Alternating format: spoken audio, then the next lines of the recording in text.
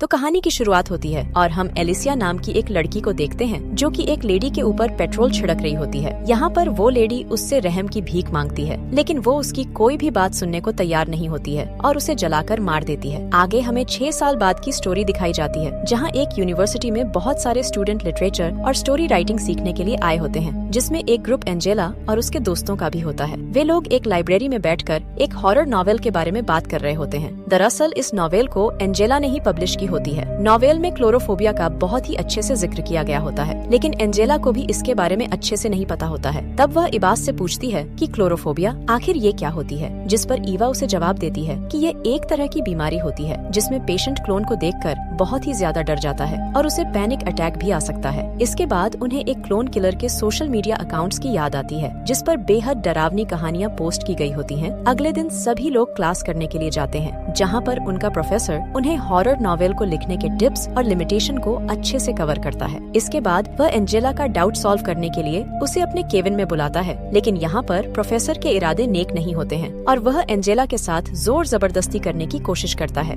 मगर एंजेला शोर करके वहाँ से चली जाती है। प्रोफेसर के इस शर्मनाक हरकत से एंजेला काफी डरी हुई होती है। अब एंजेला के सभी दोस्त प्रोफेसर को सबक सिखाना चाहते हैं ताकि वह दोबारा किसी के साथ ऐसी हरकत न करे। रात को जब प्रोफेसर अपने केबिन में होता है, तब इबास, नैंडो और एंजेला अपने बाकी के दोस्तों के साथ क्लोन पहनकर उसके केबिन में पहुंचते हैं, जिन्हें देखकर प्रोफेसर वहां से डर कर भागने लगता है, जिस पर वे लोग उसका पीछा करते हैं। यहाँ पर प्रोफेसर काफी घबराया हुआ होता है, लेकिन तभी अचानक से एंजेला अपना क्लोन पहने हुए उसके सामने आ जाती है, जिसे देखकर प्रोफेसर इतना ज्यादा डर जाता है कि वह बहुत ही ऊंचाई से फिसलकर नीचे गिरता है और एक स्टैचू से निकली हुई नुकीली रॉड पर गिरकर वह उसी वक्त मर जाता है। प्रोफेसर की इतनी दर्दनाक मौत देखकर एंजेला बहुत ही ज्यादा घबरा जाती है और उसे लगता है कि इसके बारे में उसे पुलिस को इन्फॉर्म करना चाहिए, लेकिन उसके बाकी के दोस्त उसे ऐसा करने से मना करने लगते हैं और कहते हैं कि यदि अगर वे पुलिस के पास जाएंगे तो सभी लोग बुरी तरह से फंस जाएंगे। तब नैंडो उन सब से कहता है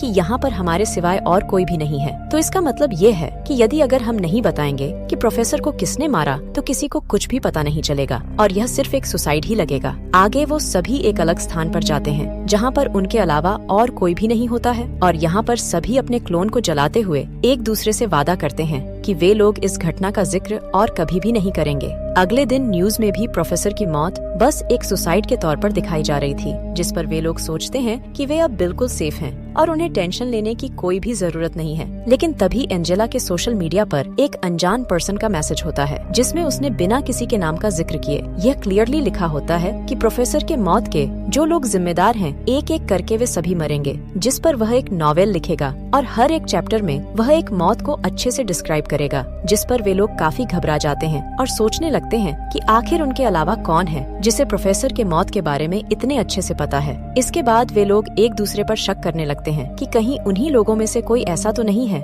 जो कि उनके साथ मजाक कर रहा हो। अगले दिन एंजेला को उसके सिसे के बिल्कुल पीछे क्लोन किलर दिखाई देता है, जिसे देखकर वह डर जाती है और जोर से चीखती है, लेकिन तभी उसकी एक फ्रेंड वहीं पर आ जाती है। इसके बाद वहाँ पर उसे कोई भी दिखाई नहीं देता है। उसी वक्त सेबास भी उसके पास आ जाता है और उसे क्लोन किलर के मैसेज को दिखाता है, जिसमें उसने अपने नॉवेल के 2nd चैप्टर में सबसे कम उम्र वाली उस लड़की के मौत को डिस्क्राइब की होती है, जो कि प्रोफेसर के मौत में इन्वॉल्व हुई होती है। उसने अपने कहानी में अच्छे से लिखा होता है कि किस तरह से प्रोफेसर के मौत के बाद से वह छोटी लड़की डरी हुई होती है और अपने घर जाने की तैयारी कर रही होती है, लेकिन तभी वहीं पर क्लोन किलर आ जाता है, जिसे देखकर लड़की डरकर वहीं पर अपना बैग छोड़कर वहाँ से भागती है, क्योंकि वह मरना नहीं चाहती थी। लेकिन किलर उसका पीछा काफी देर तक कर रहा होता है। भागते हुए वह लड़की एक खंजर पर गिरती है, जिससे उसकी आंतें फट जाती हैं और वह दर्द से तड़पते हुए उस किलर से आखिरी बार रहम की भीख मांगती है, लेकिन किलर उसके मुंह में अपने हैमर के नुकीले रॉड को डालकर चीर देता है, जिससे उसकी बेहद दर्दनाक मौत होती है। जब एंजेला और सेबास को उस लड़की की डेड बॉडी नहीं मिलती है, तो वे लोग सोचते हैं कि शायद कोई उनके साथ मजाक कर रहा है और अपना हॉरर नॉवेल पब्लिश कर रहा है। लेकिन जब वे दीवार पर ऊपर की ओर देखते हैं तो उस पर टू बी कंटिन्यू लिखा होता है और लड़की भी गायब होती है, जिसका मतलब होता है कि किलर का खेल अब शुरू हो चुका था।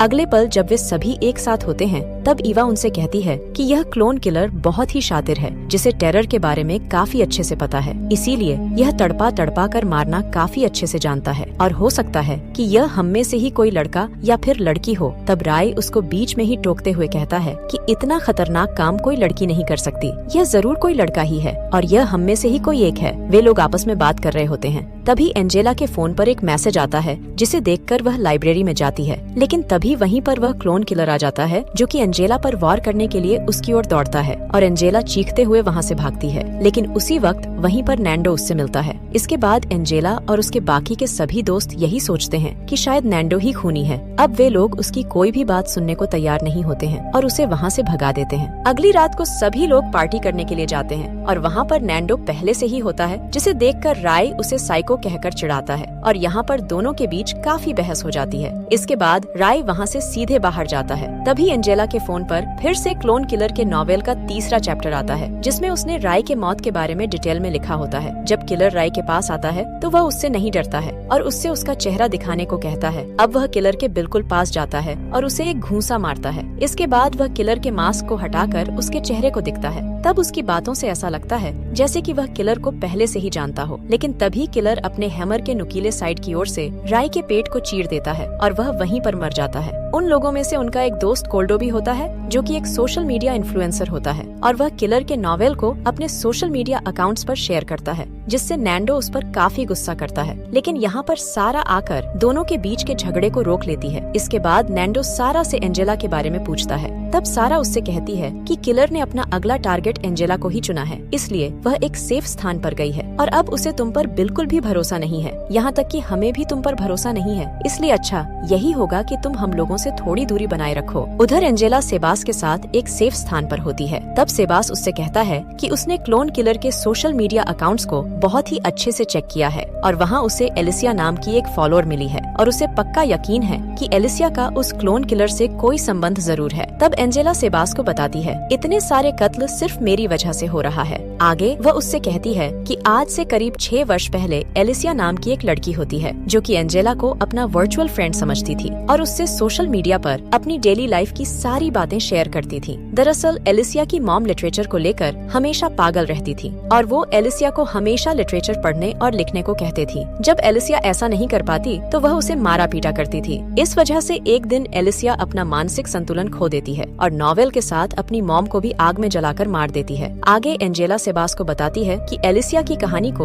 उसने केवल कैरेक्टर का नाम चेंज करके अपने नॉवेल में लिखी होती है, जो कि बहुत डरावनी होती है और लोगों को इतना ज्यादा पसंद आती है कि रातों रात हिट हो जाती है। शायद कोई इसी वजह से उससे बदला ले रहा है। तब सेबास उससे कहता है कि इसका मतलब कि वह क्लोन किलर एलिसिया ही है, जिस पर एंजेला उससे कहती है कि नहीं, एलिसिया अब इस दुनिया में नहीं रही, क्योंकि उसने 6 वर्ष पहले ही अपनी मॉम के मरने के बाद सुसाइड कर ली होती है। यहाँ पर सेबास एंजेला की बात सुनकर काफी हैरान होता है और सोचने लगता है कि आखिर किलर कौन हो सकता है। दूसरी ओर नैंडो एंजेला को ढूंढ रहा होता है, लेकिन तभी क्लोन किलर उसके बिल्कुल पास आ जाता है, जिसे देखकर वो वहाँ से भागता है। लेकिन किलर उसका पीछा करने लगता है। तभी वह किलर को धक्का मारकर उसे जमीन पर गिरा देता है और अब वो किलर के बिल्कुल पास जाता है। लेकिन यहाँ पर जब सीन चेंज होता है तब हम देखते हैं कि नैंडो एक हॉस्पिटल में होता है और कुछ देर बाद वह एंजेला को बताता है कि किलर ने उसे बेहोश करके छोड़ दिया, क्योंकि अभी उसके मरने का टाइम नहीं हुआ है। अब सभी को बिल्कुल क्लियर हो चुका होता है कि नैंडो क्लोन किलर नहीं है। अगले दिन कोल्डो अपने सोशल मीडिया अकाउंट्स पर शेयर करता है कि क्लोन किलर अब सबके सामने आने वाला है, जिसे देखने के बाद क्लोन किलर के बहुत से फैंस क्लोन को पहनकर उसी जगह पर आ जाते हैं जहाँ की वह आने वाला होता है। एंजेला और उसके बाकी के दोस्त भी वहीं पर आए होते हैं और वे सभी क्लोन पहने हुए लोगों का फोन चेक करने लगते हैं कि आखिर इनमें से कातिल कौन है। तभी सारा का उनमें से एक लड़की के साथ झगड़ा हो जाता है और वो उसका फोन तोड़ देती है। इसके बाद पुलिस उसके पीछे पड़ जाती है और पुलिस से बचने के लिए वह एक बड़े से बिल्डिंग का शीशा तोड़कर उसके अंदर चली जाती है, मगर उसे बिल्कुल भी खबर नहीं होती है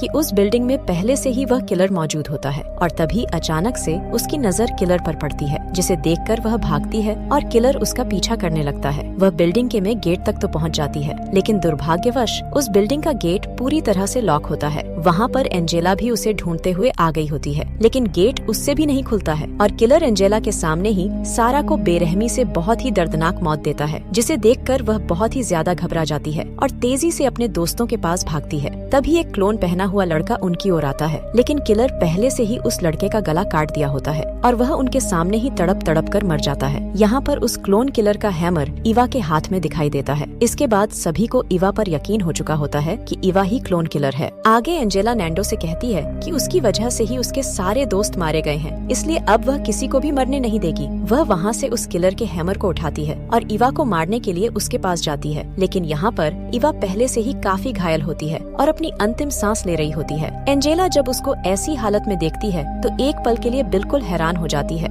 मगर यहाँ पर वो थोड़ा साहस रखते हुए उस किलर को ढूंढने के लिए आगे बढ़ती है। तभी उसे एक कमरे में सेबास मिलता है, जो कि एक चेयर पर रस्सी से बांधा गया होता है। उसी वक्त नैंडो भी वहीं पर आ जाता है। यहाँ पर सेबास एंजेला से कहता है कि नैंडो ही कातिल है, इसलिए वो नैंडो को मार दे। लेकिन जब एंजेला उसकी बात नहीं मानती है तो वह खुद चेयर से उठकर नैंडो को मारकर बहुत ही बुरी तरह से घायल कर देता है। और यहाँ पता चलता है कि सेबास ही वह क्लोन किलर होता है और वह एंजेला को बताता है कि उसने यह सब कुछ केवल एक अच्छा नॉवेल लिखने के लिए किया है और उसने ये सब कुछ बहुत ही अच्छे से प्लानिंग करके किया है। आगे वह बताता है कि सबसे पहले उसने प्रोफेसर के मौत को लिखा, इसके बाद सभी के मौत को अपने नॉवेल का एक एक चैप्टर बनाया। सेबास अब एंजेला को भी मारने ही वाला होता है, लेकिन यहाँ पर उससे पहले ही एंजेला एक पेन को उसके गले के आर पार करके वहाँ से भागने लगती है और सेबास उसका पीछा करने लगता है। अचानक एंजेला के सामने एक दूसरा क्लोन किलर आ जाता है और यह क्लोन किलर एलिसिया होती है, जो कि अभी भी जिंदा होती है। और यहाँ पर पता चलता है कि सेबास और एलिसिया पहले से ही मिले होते हैं और दोनों ने मिलकर इस नॉवेल को क्रिएट किया होता है, जिसके लिए उन्होंने पहले एंजेला को अपना टारगेट 6 वर्ष पहले ही बनाया होता है। अब दोनों मिलकर एंजेला को मारना चाहते हैं, लेकिन नैंडो अभी भी जिंदा होता है और पीछे से आकर सेबास को धक्का दे देता है। इसके बाद वह वहीं पर गिरकर मर जाता है जहाँ की प्रोफेसर मरा होता है। एंजेला वहाँ से भागकर इलेक्ट्रिक पावर हाउस में चली जाती है और एलिसिया उसे मारने के लिए वहीं पर जाती है, मगर तभी एंजेला अपने पास वाली एक वायर को खींचती है, जिससे शॉर्ट सर्किट होकर आग लग जाती है और एलिसिया उसमें जलकर मर जाती है। आगे हमें कुछ दिनों बाद का समय दिखाया जाता है। एंजेला और नैंडो दोनों अभी भी जिंदा होते हैं, जो कि अपनी पढ़ाई पूरी कर चुके होते हैं और हॉस्टल वाली स्टोरी को एंजेला ने अपनी नॉवेल बना ली होती है, जो कि काफी ज्यादा पॉपुलर होती है और यहीं पर यह मूवी समाप्त हो जाती है।